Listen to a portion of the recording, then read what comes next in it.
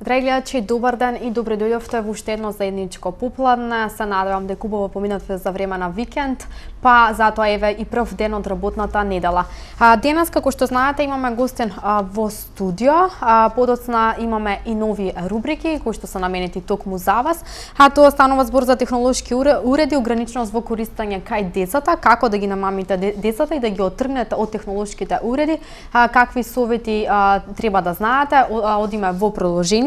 Подоцна задржете го вашиот позитивен дух без разлика на негативните луѓе, бидејќи за жал постојат негативни луѓе кои што може да ви одземат позитивната енергија, но неколку совети како да се справите со сето тоа.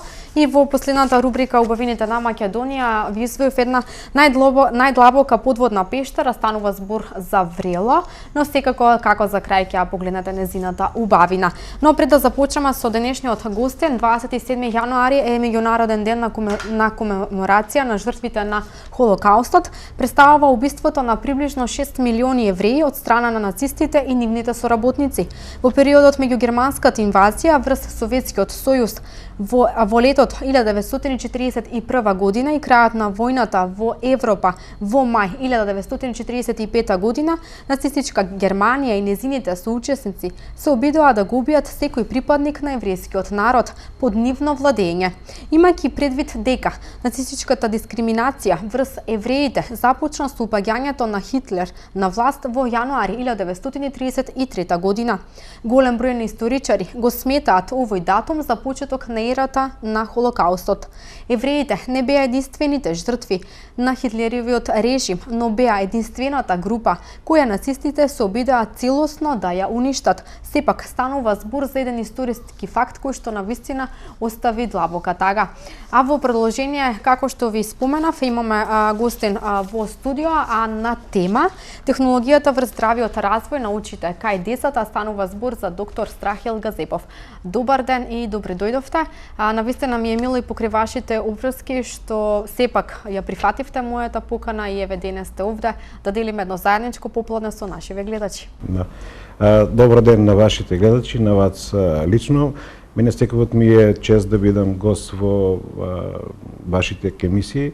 Впрочем, и тоа го сметам за дел од нашите и професионални обврски да споделиме нашите знаења и сознанија во смисла на тоа да поделиме некои совети на нашите пациенти, нашите граѓани, за да се спречат некои несакани состојби. Така, така, како што кажав, збориме на доста важна тема која што во денешно време навистина зема голема офанзива. Добриот вид е нешто што треба да го цениме и да го негуваме, но каде ние грешиме? Ова е многу тешко и деликатно прашање да се одговори, многу не може кратко да се одговори со неколку зборови, но еве ќе пробам на некои работи да одговорам. Знаете дека технолошкиот развој во општеството оде многу брзо напред. Секој ден имаме некој нова алатка, некој нов монитор околу нас, некој нов поголем телевизор со повеќе инчи, како да сме сите во една перманентна трка да имаме некој уред подобар, се чека новиот iPhone, се чека новиот телевизор со поголем екран, се сака да се стави, не знам, улично светло од LED технологија или дома штедливи сирици во трка со економските параметри. Значи, сето тоа е во ред од една страна, но при тоа мораме сите ние да бидеме свесни дека тоа има и негативно влијание врз нашето здравје, а посебно врз нашите очи.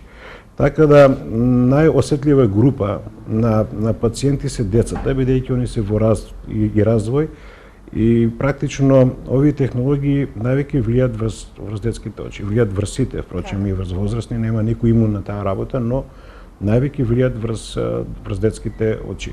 Имавме ние една студија која беше испровоцирана, организирана од UNDP и од Lionsy пред 2-3 години, одеше перманентно. Прво почна со скрининг кај децата во градинки во сите поголеми градови во Македонија, потоа продолжи на сите градови во Македонија.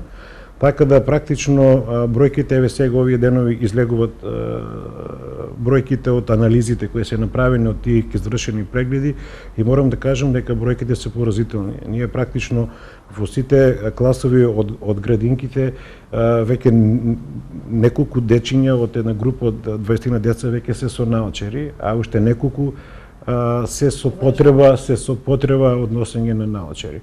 Бројката е уште поголема во класовите во основното образование. Таму веќе третина од децата се со наочари и тоа прогресивно оди напред. Има повеќе причини, повеќе фактори за таа работа, не се само телевизорите и мониторите, нели, да не бидеме параноични, дали да ги осудиме само електронските уреди, но честата работа на близина, значи знае да потикне таа така наречена школска миопија кај децата, која е опишена во нашите книги, во литературата, но бидејќи како одминува времето, веќе не можете да видите вие деца на улица да се играат, не знам, со топка или да се играат други некои игри кога ние бевме деца и игравме. Секој слободно време децата го поминуваат пред компјутера, пред мобител, а уште пострашно е што го минат пред мобилен телефон. Зашто е пострашно мобилниот телефон? Затоа што за да било кој гледа на мобилен телефон, било која апликација, треба да го доближи на поблиску од 33 сантима до неговите очи. Бидејќи станува збор за мал екран, значи не може да ги гледа на поголема оддалеченост и кога го доближува на 33 или поблиску, дури и до 25 сантима, кај што е праго на гледањето на нашите очи, сите механизми кои ги имаме ние на располагање, акомодативни елементи, се активират на максимум и тоа ги преоптеретува нашите очи и долготрајното користење или преоптеретеност на акомодативниот апарат води кон појава на една така наречена школска миопија, а ние се шалиме во жаргон, сега може да ја крстиме како Facebook миопија. Бидејќи децата се помалку учат, а се повеќе од чичко Google ги учат. Сето тоа ги повеќе интересира. На Facebook, да. Но тоа е реалноста наша. Ние секој ден во комуникација со нашите пациенти пробаме овие феномени да ги објаснеме на луѓето. Многу често имаме ние загрижени родители во амбуланта кај што викаат што да правиме докторе, јас сакам да не му дадам да седе на компјутер. Да не користи. Да, мислам тоа е исто погрешен пристап според мене, бидејќи ако вие го одделите вашето дете од модерните збиднувања, оно ќе биде хендикепирано успоредба со другите деца. Другите ќе одат напред, оно ќе стои уместо. Значи не е и тоа решение, но мора да се најде баланс во целата оваа приказна. Значи мора да се преземат прво мерки со кои ќе имаме најдобра состојба за користење на овие уреди од една страна и од друга страна мора да имаме заштита на целиот организам, посебно на очите на секој од нас, посебно кај децата, нели, за да дојдеме во еден еквилибриум, во еден баланс кај што со навеќе користење на сите уреди најмалку ќе имаме оштетување на очите.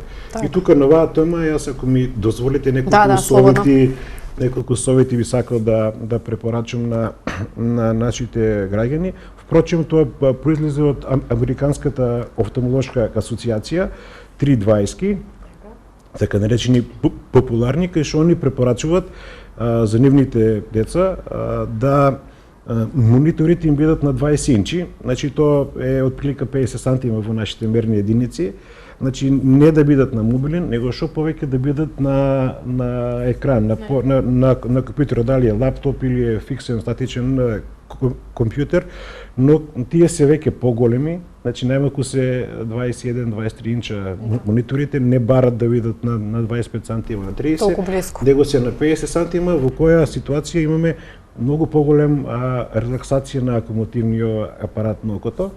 Втората 20 се однесува на гледање само 20 минути и третата 20 се однесува на 20 секунди. Значи, само 20 секунди, ќе повторам, одмор на очите.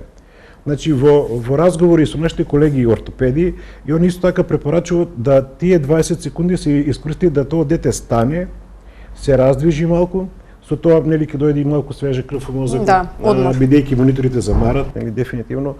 Второ, ќе се разнуде и сите деца имат нели проблеми со рбетот, значи со разни форми на сколиоза, лордози и други, така да исправањето малце ќе помогне и кон решавање и на проблемите или спречување да немат проблеми и со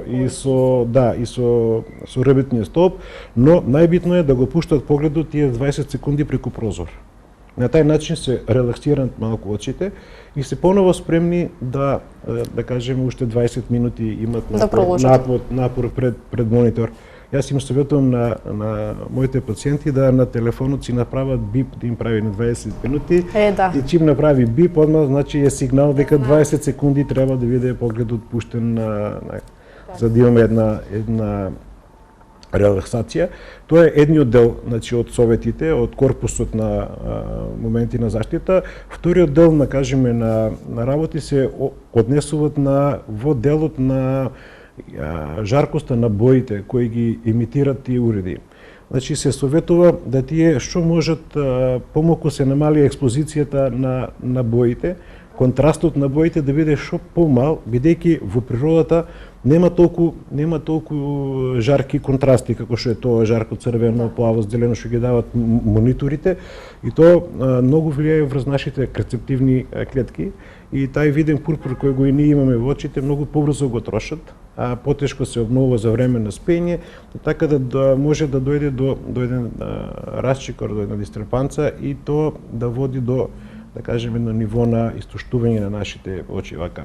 Пробам за да допрам повеќе до граѓаните. Ја намерно избегнувам да стрични термини користам за да им биде појасно. Да биде појасно малце на нашите граѓани. И од трета страна, значи мораме да имаме и во склоп нова треба да се користат ако е можно природни на природен начин храна, кажеме често да се салата, цвекло, зелка, морков, кај што да кажеме ги има сите види. Тоа го има кај нас во изобилие и тоа имаме се уште незагадено поднебје, така наречено екохрана околу нас, кај што да кажеме стварно е тоа штета да не се конзумира секојдневно, а тие што не можат да преку храна има плејада на таблетки, да кажеме, по аптеките, дури веќе и по самопослугите почнаа да ги стават, со мултивитамини, со посебен акцент на лутеин, зеаксантин, барем 6 мг да има во една таблетка, кај што ќе се обновуваат тие ресурси кои се потребни на човечкото око за да има добар и тоа значи дека и храната влијае. Да, дефинитивно. Значи ние мораме да имаме квалитетна храна за да имаме правилен развој на организмот. Во склоп на организмот се и очите. Не можеме да ги издвоиме очите од целиот организам. Ние сме нација која перманентно се ја зголемува својата телесна тежина и тоа предизвикува последици врз целиот организам. Значи, тоа може би дебата и за други мои колеги од други специјалности. Еве, кај нас диабето е голем подем, практично епидемиски размери, имаме срцевите, кардиоваскуларните заболувања се исто еден огромен процент, мозочните инсулти се исто така, тоа се сите смртоносни, да кажеме, болести или со трајни последици врз човечкиот организам, кои, да кажеме, се главна последица за физичката неактивност, за една лоша исхрана во подолг временски период, во континуитет, кај што, да кажеме, сето тоа заедно дава последици врз целиот организам, во склоп на тоа нормално дека дава последици врз човечките очи. Доктор, јас извиев неколку причини поради кои што може да дојде оштетување на видот. Кај децата едно од тоа се, како што спомнавме, дека детето не треба да гледа телевизија во затемната просторија, не треба да ги трие очите и сепак да постои ограничување пред малите екрани. Па нешто повеќе околу ова. За ограничување веќе спомнавме. Што е со затемнетата просторија? Еве ќе пробам маци и тие феномени да ги разјаснеме, да ги посочиме на вашите гледачи. Значи во моментот целата технологија со која располага човештвото е LED технологија. Прво беше различно, имаше плазма монитори, имаше друг тип на монитори со катодна цевка јо. Новата технологија е исклучиво LED технологија. Практично сите монитори околу нас се со LED технологија, дури сега новите вие QLED се уште, да кажеме, користат експлицитни тие течни кристали. Така да таа главно ја користи брановата должина меѓу 420 и 600 нанометри. Знаете дека имаме невидлив и видлив дел од сончевиот спектар. Првите 400 нанометри од 0 до 400 се значи ултравиолетови и тоа се невидливи за нашето око. Нашето око не може да ги види и практично ние бидејќи се тие штетни, посредно УВА и Б, а С го нема, знаете, озонскиот слој се уште не штити од него. Единствено таму кај што има дупки, да не штити. Практично имаме со новите технологии кои се користат за изработка на заштитни стакла, посебно со ХМЦ технологијата или најновата сега Blue, за која сакам исто така малце, ако ми даете простор во емисијата да информирам граѓаните, имаме заштита од до UV индекс 400. Но што се случува? Значи, LED технологијата главно работи со тоа плаво ладно светло, кое е околу 525 нанометар, од кој ние, да кажеме, немаме заштита со класичните стакла кои ги претходно користевме, и тоа е нешто што ужасно влијае врз нашите очи. Да, и делува штетно. Значи, тоа се постави предизвик пред нас, нели, пред и фабриките кои произведуваат стакла и пред офталмолозите, нели, како да направиме начин да се и заштитиме од тие нови состојби кои сега се појавуваат. И е дојдено до констатација дека ако во едно старо стакло ХМЦ се вгради еден син филтер кој, да кажем, има заштита до 550 нанометри, практично доаѓа до намалување и до 25%, па и до повеќе, зависност има повеќе, нели, коефициенти на Blue заштита, и практично штити 100% до UV индекс 400 и до 25, па дури и повеќе проценти штити и од Blue технологијата. Така да со такво едно стакло, без разлика дали пациентот има диоптер или нема, значи постоја стакла и без диоптер кои само ве штитат. Но ако имате некој диоптер, има и диоптер, а кај тие што почесто седат може да има еден релаксирачки, да кажеме, диоптер за одмор за еден одмор. Така да апсолутно диоптеријата не е битна, битна е заштитата, и со тие нови Blue CAD, Blue филтер имат повеќе имиња, се користат во секојдневието од повеќе разни компании. Значи се постига идеална заштита на нашите очи од LED технологијата. А бидејќи веќе LED технологија секаде околу нас, практично сите сега фарови на колите се прават со LED светла. Уличното светло веќе пограло секаде е LED. Дома сите имаме штедливи сијалици, монитори имаме секаде околу нас, мобилни. Така да се поставува дилемата дали треба често да имаме такви стакла за заштита на очи, што да кажеме, веќе се доаѓаме до тоа дека и практично неопходно да се ги чуваме очите ако сакаме да имаме добар вид и добро здравје до крајот на нашиот живот. Морам да напоменам дека самиот филтер, плав, кој се става сега во новите стакла, значи штитејќи не нас со плавото ладно светло, дефинитивно една нијанса малце не ги и променува боите, и не е добро да се одма користи максимална заштита. Значи тоа мора да биде сепак со поднадзор на лекар, да биде во консултација со лекар, да биде, зависи за која возраст е, дали е за дете или за возрастен, колку е експониран, да кажеме, на таа LED технологија. Да, јасно, и не треба да биде тоа неконтролирано, јас идам оптика и дајте ми од мене Blue заштита, не знам, седам сам на компјутер, него мора тоа да биде сепак по еден лекарски надзор. И со едно правилно користење, мислам дека до еден голем дел може да се заштитат нашите очи од новите технологии. Уште еден податок исто така многу битен, и во истражувањата, нашите колеги мислам дека беше во Јапонија истражувањето, не се сеќавам точно, е установено дека старата технологија на стакла, така наречени ХМС, со зелен къс антирефлекс, значи они го штитат нашето око до UV индекс 400, но при тоа кога ние одиме, да кажеме, по улица и добиваме пасивно добиваме зрачење, да кажеме од странично кога ни доаѓаат во нашите очила, сите тие зраци кои доаѓаат во самото стакло пасивно се рефлектират и веднаш ни од во очите. Значи и е установено дека и до 30% зрачење добиваме индиректно со пасивност од задната страна на самите стакла, бидејќи тие стакла не пропуштат ни од надвор, ни од внатре. Овој феномен исто така е откриен и е надминат со новите стакла, така да они ги сопират зраците од надвор, но сите што доаѓаат пасивно ги пропуштат, не ги рефлектират, значи, во окото назад. Со тоа е постигнато да уште 30% дополнително имаме заштита од пасивната експозиција на LED технологии на тоа плаво-ладно светло и јас топло ги препорачувам сите кои веќе носат наочари, пожелно да си ги променат стаклата во така блу, значи не е тоа да биде одма, него при секое менење на стаклата, да кажеме менењето на диоптријата или на редовно да се земат и стакла кои ќе имат заштита. Од една страна, од друга страна, со добар режим на исхрана и добри чести паузи и сите други совети кои ги ние даваме, мислам дека ќе се постигне ситуација да имаме подобро здравје за нашите пациенти, за нашите, така да треба да внимаваме. За нашите дециња, да. Да, тие се најважни. Докторе, кажете ми кои се најчестите симптоми за гледање пред екранот? Значи, најчести се црвенилото кај очите. Значи, тоа е упадливо веднаш. Секоја мајка приметува дека децата почнуваат да бидат зацрвенети малце на самото дете.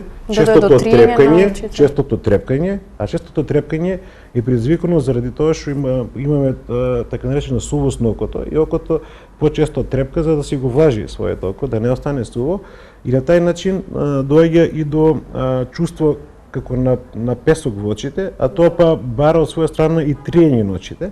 Така да тоа се поврзани симптоми, не можеме да ги издвоиме, значи тоа во пакет, значи често трепкање, често да кажеме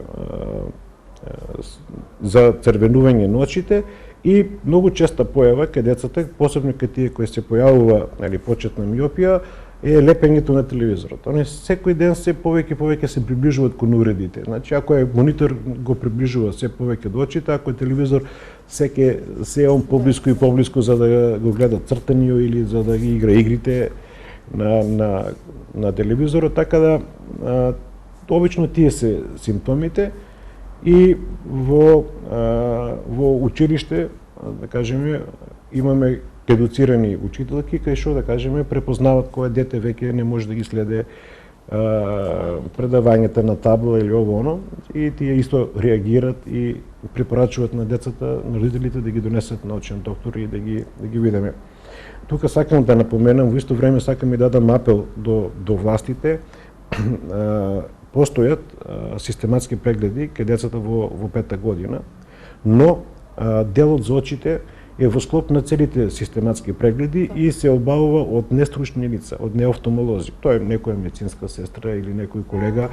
Главно се во кабинетите за педиатрија, во здравните домови, кај што немаме офтомолошка опрема. Новите технологии сега барат практично да имаме офтомолошки преглед. Следење на се. Да, и мислам произлезена е веќе потреба и ова студија која беше правена беше со таа цел да се покаже колкова е инциденцата на миопијата кај децата и мислам дека сите параметри водат кон тоа да се воведат во рамките на тие систематски прегледи да се издвои како посебен офтомолошки систематски преглед кој го има сега во моментот, но не е од офтомолог, него е во рамките на или педиатрите, колегите од педиатри или некои искусни средни или високи медицински сестри зимат визус на некоја класична табла, обичен лист хартија, практично во денешно време тоа е недопустиво. Технологијата оди напред, значи имаме сега модерни кабинети, кај што имаме со проверка и на рефрактометријата, кај што кај многу деца треба да се и прошират зеничките, да се точно види диопријата. И мислам, додека да се уведат на државата, јас советувам кај родителите да ги сепак тај период пред почнувањето на школата, сега од 6-та година, мислам дека почнуваат децата, дека треба да посетат офтомолог, се со цел да се превенират, рано да се откријат и да се спречат несаканите. Така, сепак тие прегледи се важни. Да. Докторе, дали дечињата... Бесплатни се, мислам, тоа сакам да кажам, бесплатни се апсолутно не кошта 10 минутки време е тоа, ама е многу корисно за за живот. Докторе, дали дечињата до 2 годишна возраст треба да користат некои технолошки уреди и колку време треба да користат?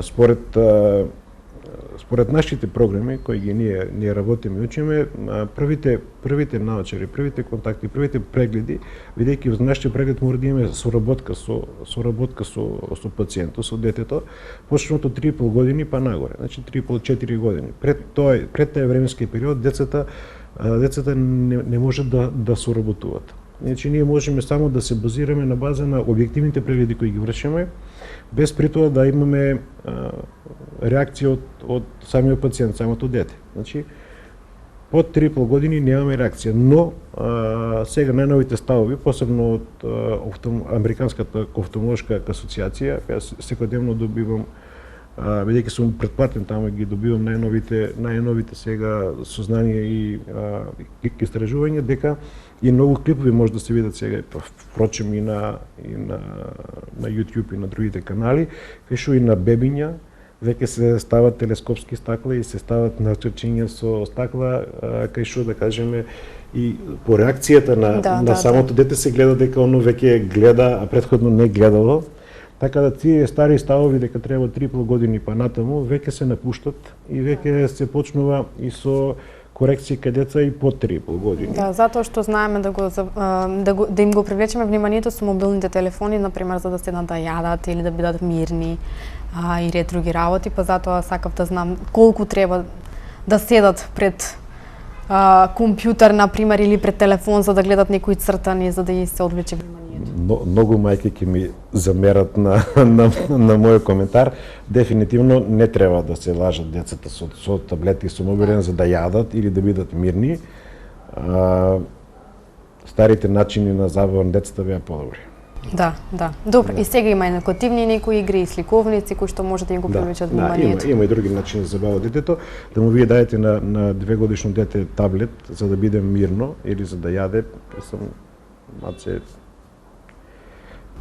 треба да се поправи таа грешка. Премногу е рано тај временски период. Јас не викам да тоа да не се прави, ама да биде ограничено, да, и да не биде тоа честа појава или бидејќи децата знаете како, они многу брзо функционираат на база на претходни искуства. Они се како сунгер, секој ново искуство го практично го они впиват. Така да ако му е тоа интересно, а тоа е интересно, има живописни бои, често му се мрдат, тоа е многу подобро од сликовница или од не знам, од лего коцки. Ке сакаш се почесто да користи. Јасно, значи и он ќе го бара тоа. И он ќе биде незадоволен ако не го добие тоа. Значи тоа практично ќе створи еден вид на независност, ама ќе биде потреба да го има он тај таблет често. Значи треба на време да се внимава. Па да, значи јас цело време зборам за баланс. Јас не видам ништо не треба да се дава или треба да се дава. Но ако имаме баланс за сите работи, нема да имаме проблем. Ќе биде подобро. Да, докторе, дали децата поради телефоните стануваат депресивни, нервозни, имаат проблеми со спиење? Не сум стручен да одговорам на прашање, тоа ќе треба ви моите колеги од кабинетот за психологија, медицинска во здравниот дом или да кажеме од нейропсихијатрија, но дефинитивно честото седење на едно место и цело време гледање само во еден монитор на 50 сантима, дефинитивно ни го одзема многу вниманието. Тоа прави еден тежок хроничен замор. Порано, знаете како во старо време беше привилегија некој да работи во канцеларија, да не работи во производство. Сега е казна да работите вие во канцеларија, бидејќи пред вас имате канцеларија која има 4-5 монитора, кои ве зрачат и кои вие цело време седите на пола сат и после 8 часовно работно време вие сте истоштен, целосно сте истоштен. Се чувства и умор на очите. И умор на се, не само на очите, на целиот организам. И дефинитивно ви треба неколку часа одмор за да си дојдете во себе. Така да дефинитивно мониторите одземат многу од нашата енергија. И во тај склоп, значи, можно е да имаме и некои теглоби од сферата која спомнавте, но за тоа ќе мораме со моите колеги. Сепак фала и за овој одговор. Да се стручни за таа работа, да, дефинитивно. Што е страбизам и што го предизвикува страбизмот? Страбизам е практично еден збор кривогледство, кога двете очи не фокусираат во една точка. Значи, ние имаме две очи, синхронизирано е гледањето и ние цело време, без разлика дали гледаме на близина или на далечина, нашто ако гледа од 25 санти до бесконечно, Значи, се во време нашите нерви, нашиот мозок ги координира двете очи да гледат во една точка.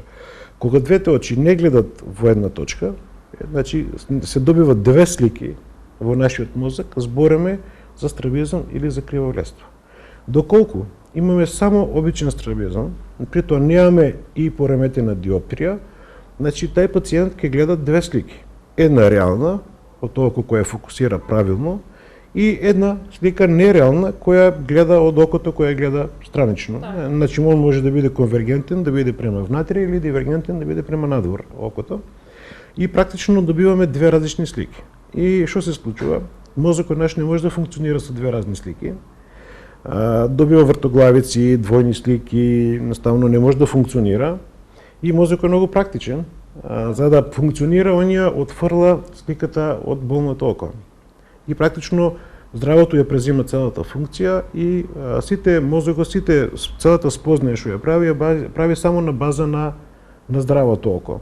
И ако тој процес трае подолго време, посебно кај децата, и ако ја надмине 7-та година, тогаш ние зборуваме за феномен на слабовидост, кај луѓето познато како мрзливо око, или амблиопија стручно, кај што да кажеме, потоа и со враќање на окото во правилна состојба и до можна фузија на двете слики во една, значи нема да добиеме вид на тоа око, бидејќи центарот за вид веќе не може да ги перцепира тие слики. Затоа е многу битно во раната детска возраст, ако е кај секое дете кој има, да кажеме, страбизам, да се подхитно да се отиде кај очев доктор, дали да биде тоа со вежби, дали со други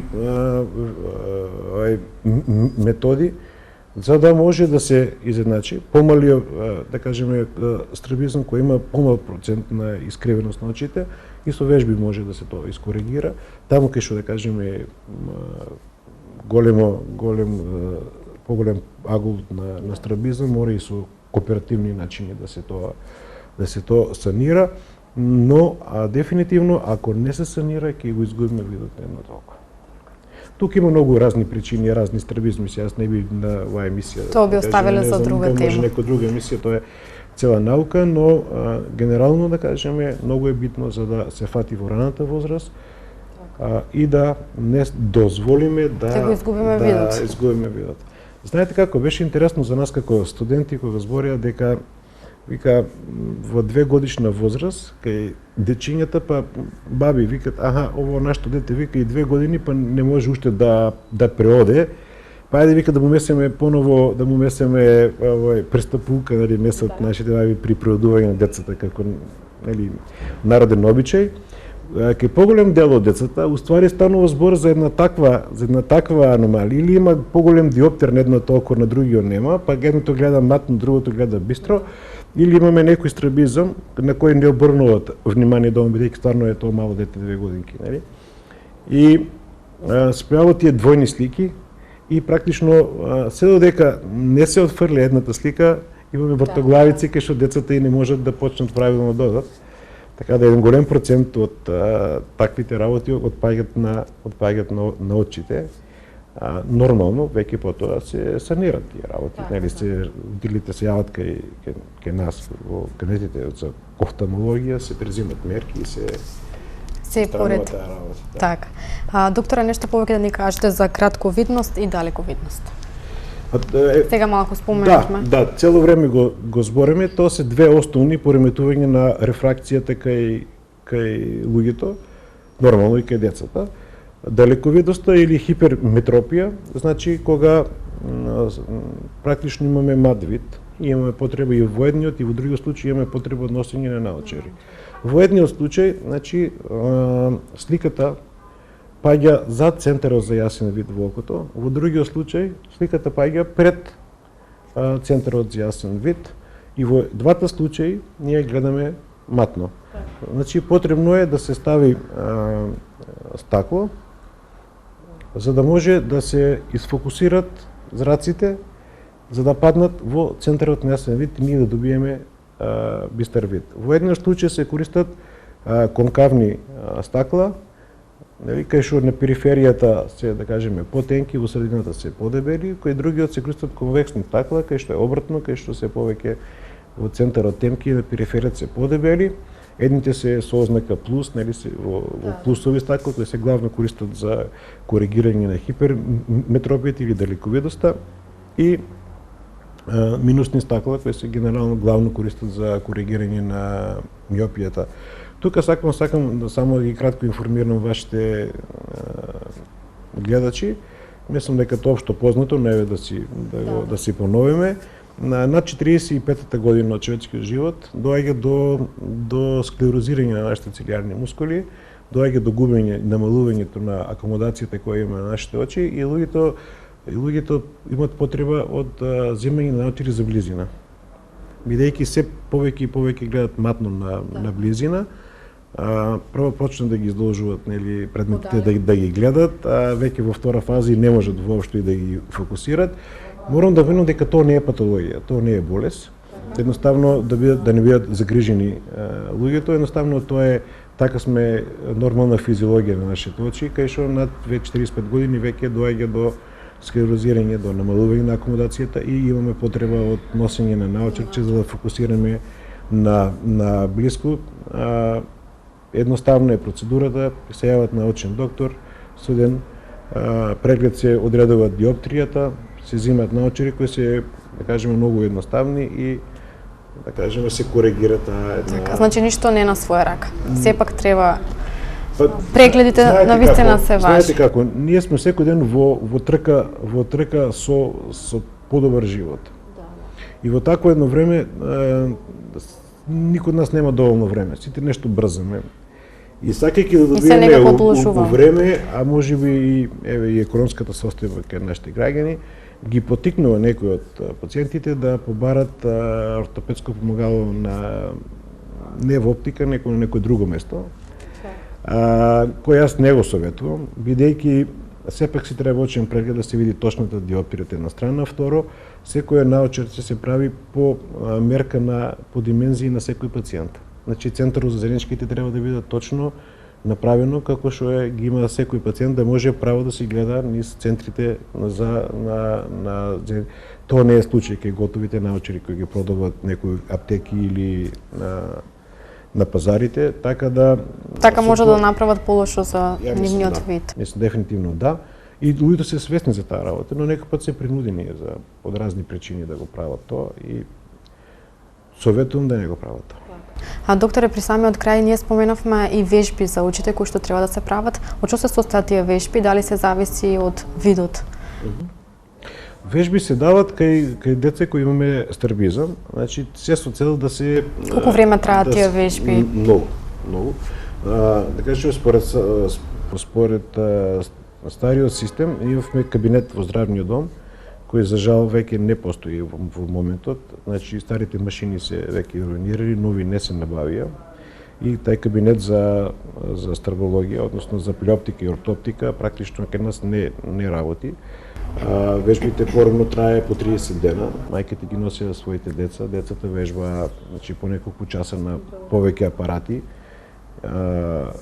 И синоптофорија, повеќе апарати има, сега да не зборам, кај што, да кажеме, со систем на мерки, исто помош на наочарите, кај што се точно стават зреничките како треба да бидат, со вежбање, пенализација на едно на друго око, со вежбање на апаратите, се постига побрзо коригирање на страбизмот. Сега повеќе новите ставови повеќе прибегнуваат веднаш кон оперативно лечење. Дали тоа е подобро?